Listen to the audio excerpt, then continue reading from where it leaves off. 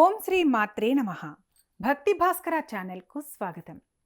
ప్రసిద్ధ పుణ్యక్షేత్రమైన సింహాచలంలోని శ్రీ వరాహ లక్ష్మీనరసింహస్వామి వారి దేవస్థానంలో పగల్పత్తు ఉత్సవం శాస్త్రోక్తంగా జరిగింది.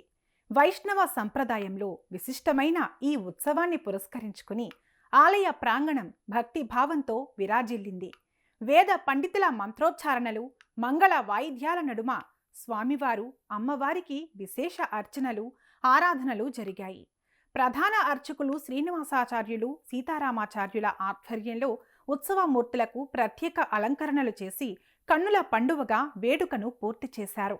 సంప్రదాయబద్ధంగా సాగిన పగల్పత్తు ఉత్సవంలో పెద్ద సంఖ్యలో భక్తులు పాల్గొని స్వామివారిని దర్శించుకుని తరించారు.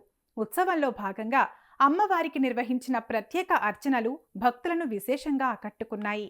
నాదస్వర వాయిద్యాలు, వేద పండితుల వేద ఘోషతో ఆలయ ప్రాంగణమంతా ఆధ్యాత్మిక శోభ సంతరించుకుంది.